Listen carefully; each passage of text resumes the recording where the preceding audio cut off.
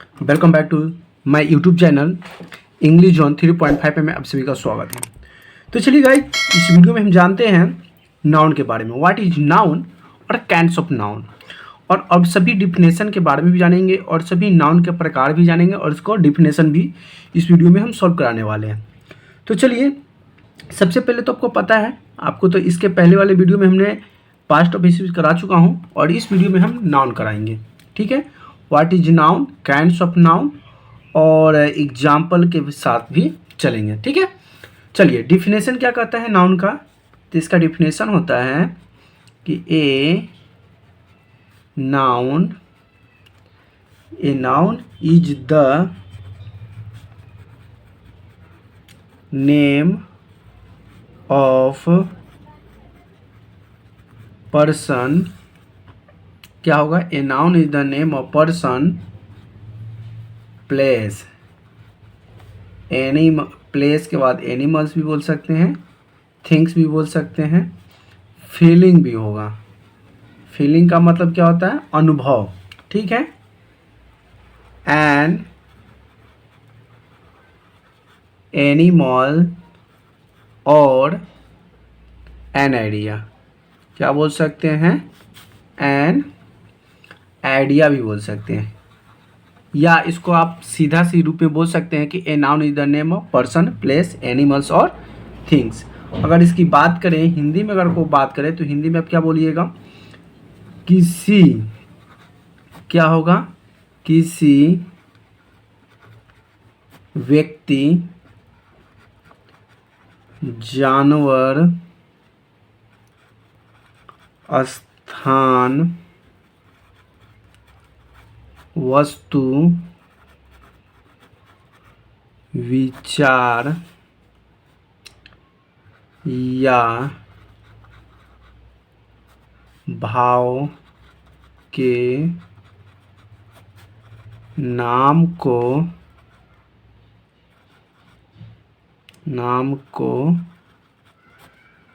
संज्ञा कहते हैं। देखिए, आप साथ साथ आप हिंदी भी पढ़ते चल रहे हैं। ठीक है, ऊपर में इंग्लिश हो गया और नीचे में हिंदी हो गया। संज्ञा किसे कहते हैं?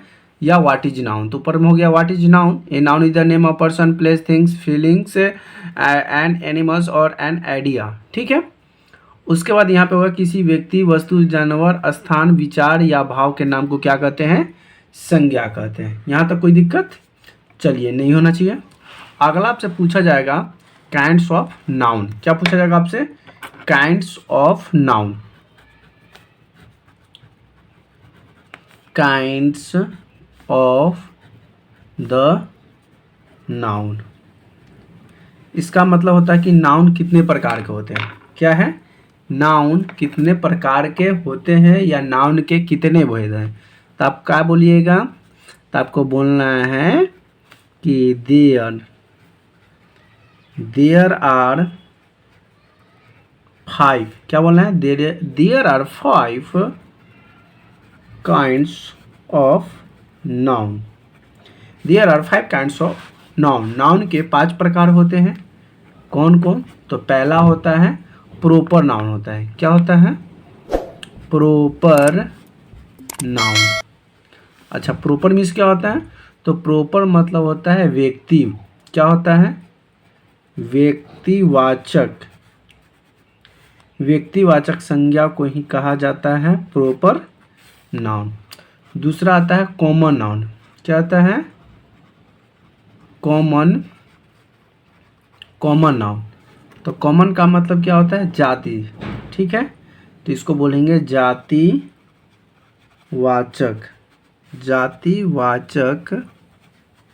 संज्ञा। उसका तीसरा होता है कलेक्टिव। क्या होता है? कलेक्टिव का मतलब होता है एकत्रित या समूह। तो इसको हम बोलेंगे तीसरा को कलेक्टिव नाउन, यानी कि समूहवाचक संज्ञा। ठीक है, चौथा आएगा मटेरियल।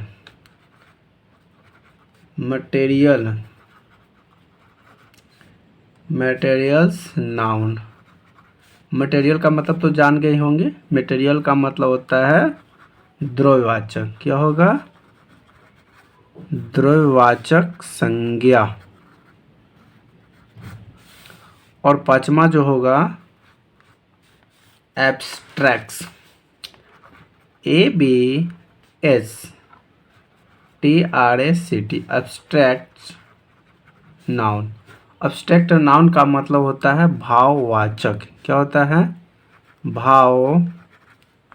भाववाचक संज्ञा।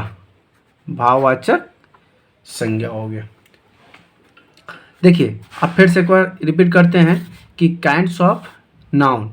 तो there are 5 kinds of noun होता है। कौन कौन होता है? Proper noun, common noun, proper noun, common noun, collective noun, materials noun और एब्स्ट्रैक्ट नाउन होता है। चलिए अब पहला नंबर जो क्वेश्चन आ गया हमारे पास ये रहा, क्या था?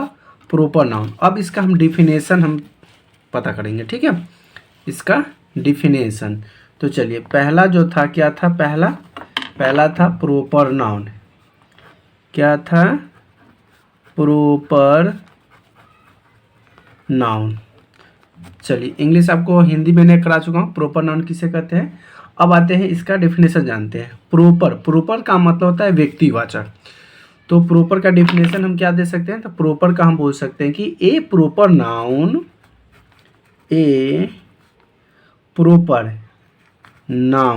क्या होगा? A proper noun is the name. क्या होगा? Is the name of a particular. क्या होगा? Particular person. उसके बाद होगा एनिमल, प्लेस और थिंग्स। ठीक है, इसका मतलब क्या होता है? सॉरी थिंक होगा। इसका मतलब है किसी व्यक्ति, देखिए a person proper noun the name of particular persons, animals, place और थिंग्स। किसी व्यक्ति, वस्तु, जानवर, स्थान के नाम का जब बोध होता है तो उसे हम क्या कहते हैं? प्रॉपर नाउन कहते हैं। क्या कहते हैं? Proper noun. तो देखिए इसमें आपको क्या क्या पूछा?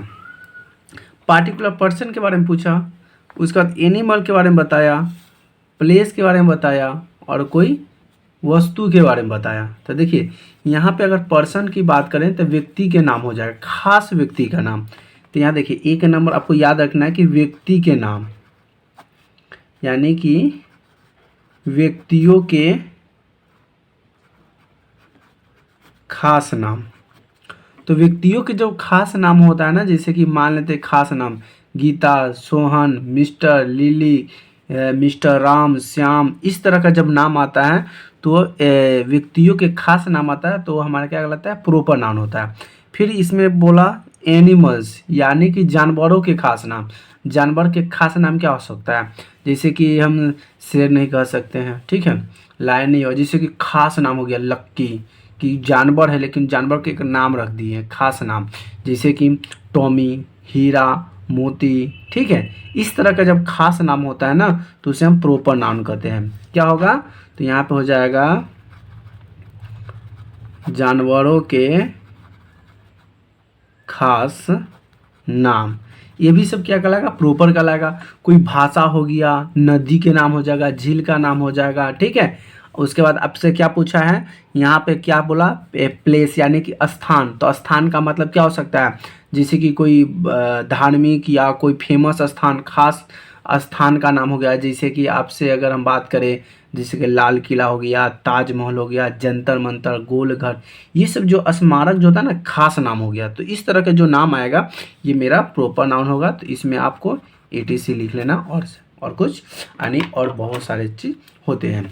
चलिए अब हम दूसरे नंबर पर आते हैं। क्या है? Common noun. कॉमन नाउन किसे कहते हैं? तो कॉमन का मतलब होता है जातिवाचक। क्या? कॉमन यानी सब में होता है ना। जैसे कि अगर बात करें कॉमन, तो कॉमन मतलब अगर हम एक आदमी की अगर बात करेंगे तो आदमी तो कॉमन हो गया ना, और उसके बाद जानवर की बात करेंगे तो जानवर भी तो कॉमन नाउन के अंदर आ जाएगा, क्योंकि जानवर में बहुत सारे जानवर होते हैं, एक तो जानवर होता नहीं है, हर जानवर का बोध कराता है, इसीलिए मेरा वो क्या कहलाएगा, कॉमन नाउन कहलाता है। तो कॉमन नाउन क्या कहेंगे, तो a common noun, a common noun is a common noun is a name, क्या हो जाएगा, नेम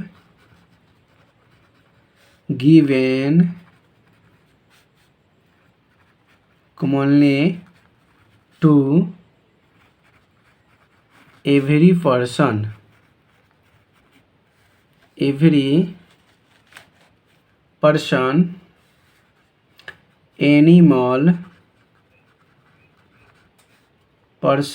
animal, place or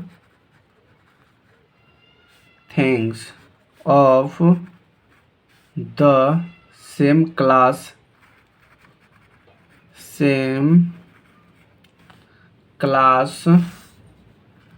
और काइंड। अब ध्यान समझिएगा, ये कॉमन नाउन क्या कहा कि एक common noun is the name of given commonly to every persons animals place और things of the same class और काइंड्स। मतलब ऐसे नाउन जो कि नामों से कॉमन एवरी पर्सन, यानी कि प्रत्येक पर्सन में, प्रत्येक जानवर में, प्रत्येक स्थानों पर, प्रत्येक वस्तुओं में, सभी में सेम कैटेगरी होता है, लेकिन सबका अलग अलग नाम होता है, अलग अलग घर होता है, अलग अलग जात होता है।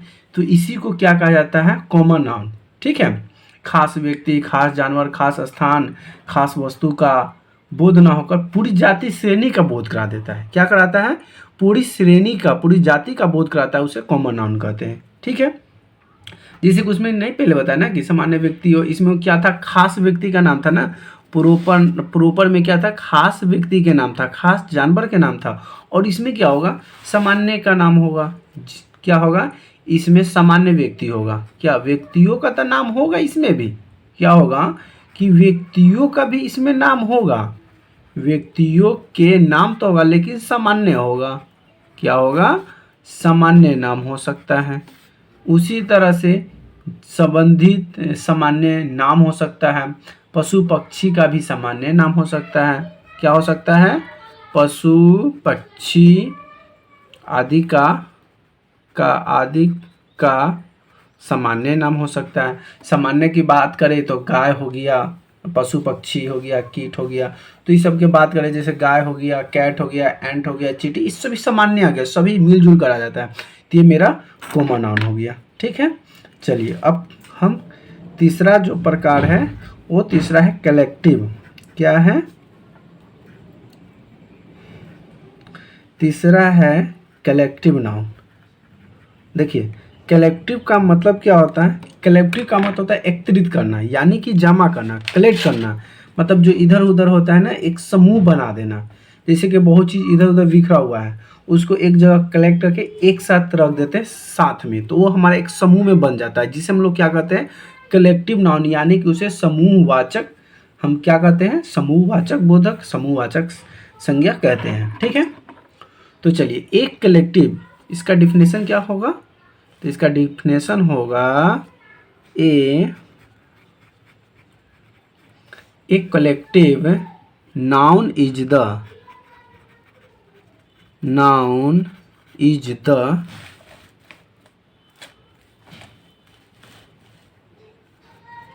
ए collective noun is the name of, क्या होगा, name of a number of person और थिंग्स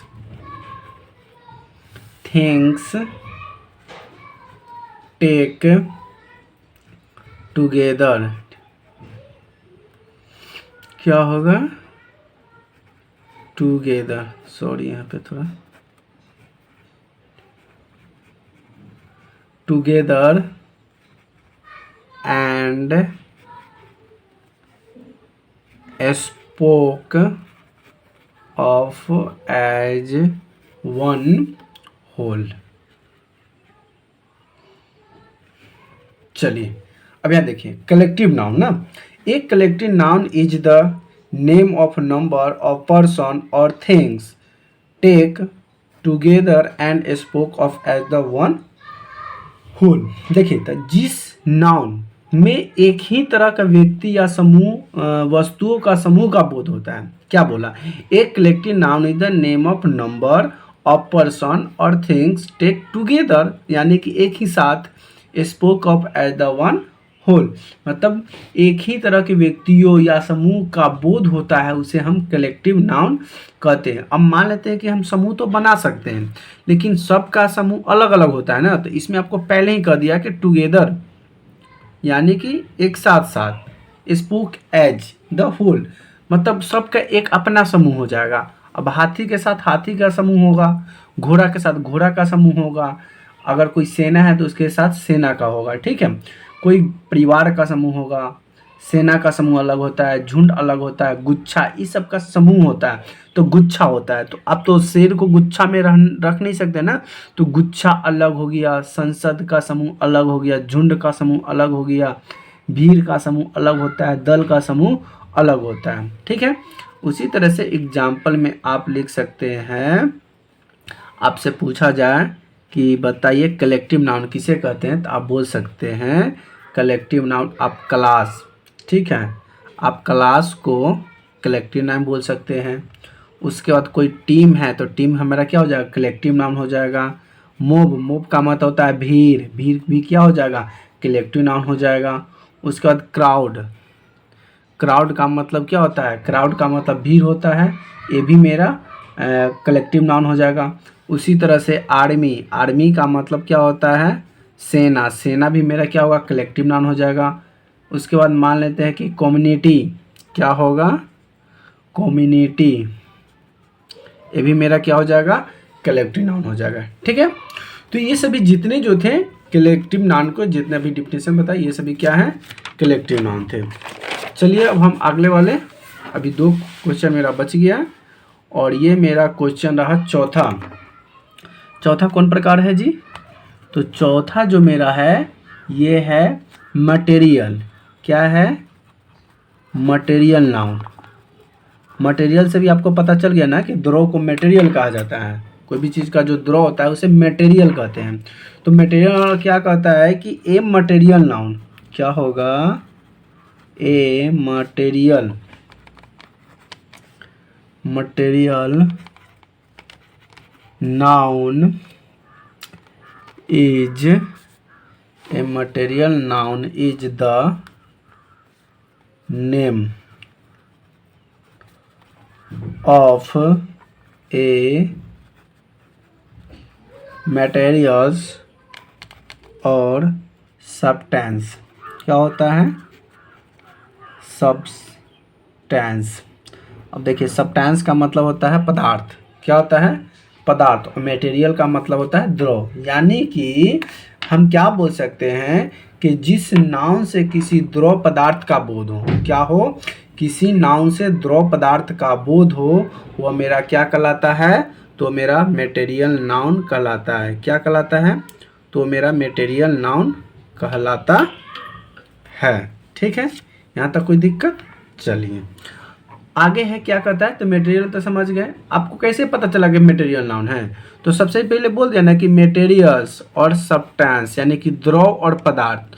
तो चलिए एग्जाम्पल में देख लीजिए कि द्रव किसे कहते हैं और पदार्थ किसे कहते हैं। जैसे कि मान लेते हैं वाटर हो जाएगा, उसके बाद आप मिल्क हो जाएगा, ये सभी क्या है, द्रव है, क्या है, ऑयल भी क्या है, द्रव है। उसके बाद आपका घी क्या है, ये भी द्रव है। अब पदार्थ भी होगा ना सर। आप कहिएगा सर पदार्थ तो बता ही नहीं। तो देखिए खाने पीने वाले जितने भी चीज़ होंगे ये सभी मेरा द्रव पदार्थ भी कहलाता है। जितने आपको खाने पीने वाला मिल जाएगा, शुगर ले लो, साल्ट ले लो, उसके बाद जो पानी की तरह जो मिलता है, जैसे कि पानी के रूप में क्या गया, water, milk, oil, petrol, diesel, coffee, ink, ये जितने जो लिक्विड पदार्थ जो होंगे ये सभी हमारा मटेरियल कहलाता है। क्या कहलाता है? Material noun. मटेरियल नाउन और सब्सटेंस। तो सब्सटेंस क्या हो जाएगा? सब्सटेंस जैसे कि देख लो, मान लेते हैं कि गोल्ड है, ये क्या है? अभी द्रव है कि ये पदार्थ है, तो एक तरह का ये पदार्थ है, ठोस पदार्थ हो गया। उसी तरह से आ जाता है डायमंड। डायमंड भी क्या है? मेरा सब्सटेंस है। सिल्वर सब्सटेंस है। आगे हम बहुत से लिख सकते हैं, लेकिन ETC यहीं से ले लीजिए, ETC, यानी कि इसके और बहुत कुछ हो सकते हैं। आपको पहले ही बता दिए खाने पीने वाले जितने भी चीज़ होंगे वे मेरे क्या हो जाएंगे? मटेरियल्स हो जाएगा। जैसे कि खाने पीने वाले चीज़ के साथ साथ जैसे कि ईंधन हो गया, ईंधन के रूप में जो प्रयोग होता है वो हमारा मटेरियल नाउन कहलाता है। ठीक है, जैसे कि लकड़ी, बालू, ऊन, जितने भी होगा ये सभी क्या मटेरियल है। मटेरियल का मतलब पदार्थ है ना जी, तो ये मटेरियल नाउन हो गया। चलिए क्वेश्चन नंबर हम 5 की ओर चलते हैं। तो 5 और लास्ट क्वेश्चन क्या कहा? कहा नहीं, क्वेश्चन ये रहा, abstracts, abstract noun.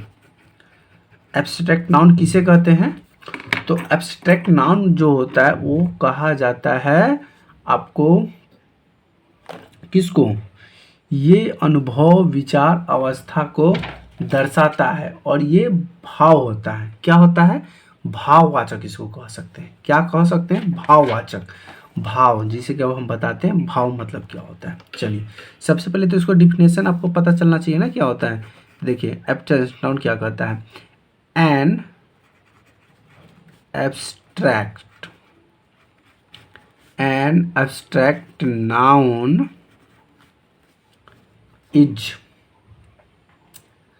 is the name of some quality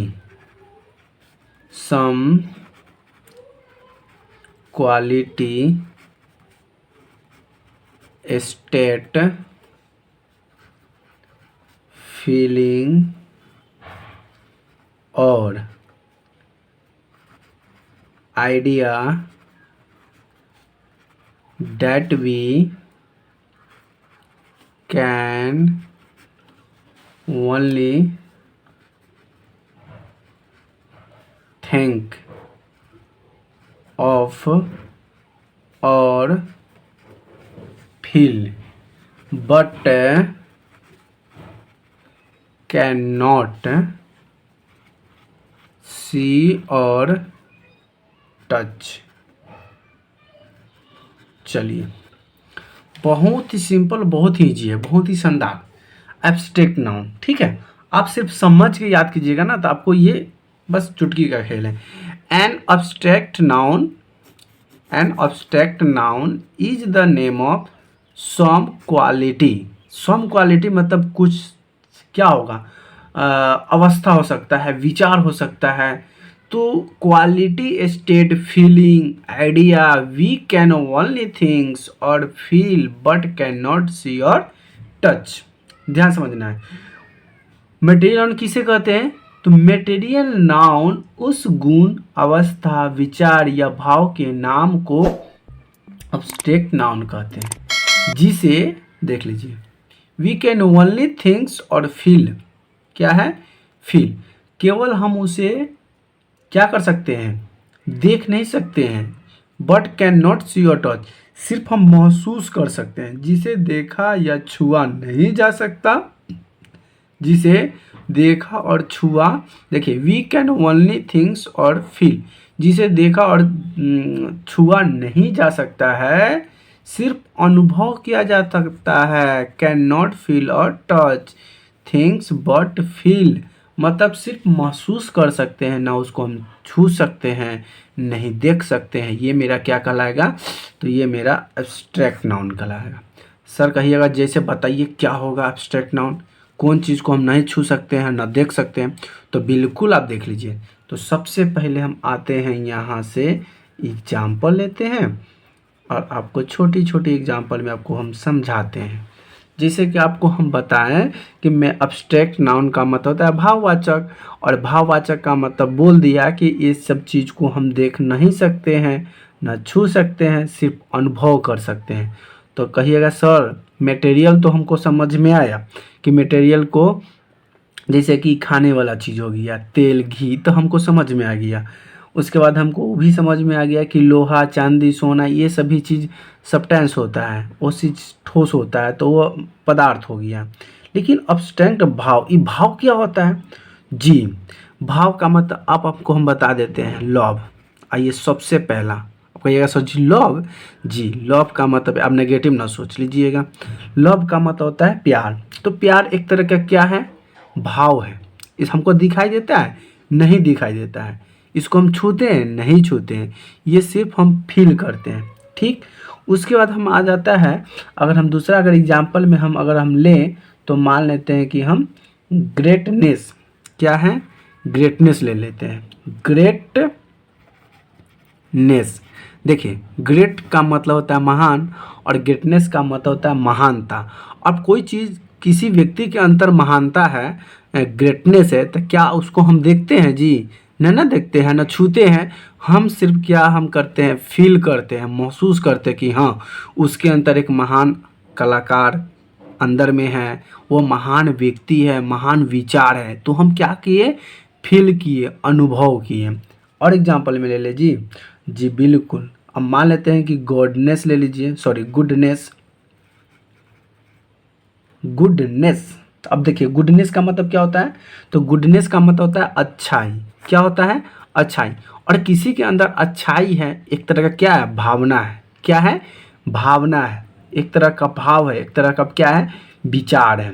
तो ये क्या हो गया? ये मेरा एब्स्ट्रैक्ट नाउन हो गया।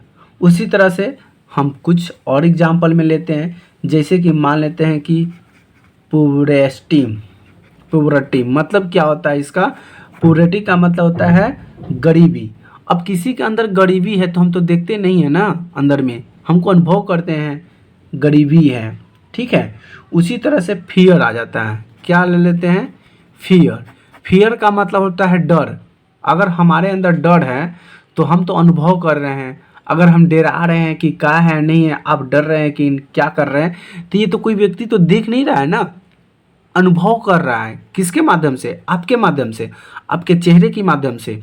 आपकी जिस तरह का फेस बनता है उस तरह का एक तरह का अनुभव होता है कि हाँ ये बच्चे के अंदर अगर कोई हंस रहा है तो ये क्या है? खुशी का अनुभव है। क्या है? खुशी का अनुभव। लेकिन जब कोई डर रहा है तो यहाँ पे अनुभव कर रहा है कौन चीज़ का? डर का, फियर का। अचानक किसी के सामने सांप आ जाए तो उसका शरीर कांपने लगता है, तो उस समय हम तो उसके अनुभव करते हैं कि हाँ ये डर रहा है, उसका शरीर डर गया। तो ये मेरा जो था एब्स्ट्रैक्ट नाउन हो गया। All the substance noun in the same of the word quality state feeling और idea that we can only thinks और the feels but can not see और टच।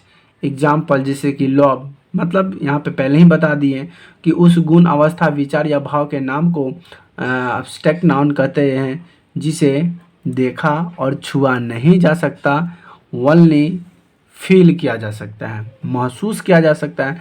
जैसे कि लव, प्यार को हम लोग देखते नहीं है लेकिन महसूस करते हैं। ग्रेटनेस, महानता, महानता को हम देखते नहीं है, छूते नहीं है लेकिन हम महसूस करते हैं। अच्छाई को महसूस करते हैं। गरीबी को देख के महसूस करते हैं कि हमारे अंदर गरीबी है, उसके अंदर गरीबी है। कोई लाचार है, उसके पास खाने के लिए पैसा नहीं है, तो नॉर्मली हम समझ जाते हैं कि इसके अंदर गरीबी है। फियर, कोई व्यक्ति डर रहा है, यानी कि हम अनुभव कर रहे हैं, फील कर रहे हैं कि वह डरपोक है, डर रहा है, ठीक है। लेकिन आपको डरना नहीं है, आपको पढ़ना है, मेहनत करना है, कुछ करना है। तो चलिए ये मेरा था नाउन का पांचों प्रकार था, और साथ साथ में डिफिनेशन के साथ साथ मैंने एग्जाम्पल भी बताया। तो आशा करते हैं कि आपको मेरी वीडियो अच्छी लगे। अगर हमारी वीडियो अच्छी लगे तो प्लीज़ वीडियो को लाइक शेयर करें, और चैनल पे नए हैं तो प्लीज़ चैनल को सब्सक्राइब जरूर कर लें। थैंक यू, धन्यवाद, वंदे मातरम।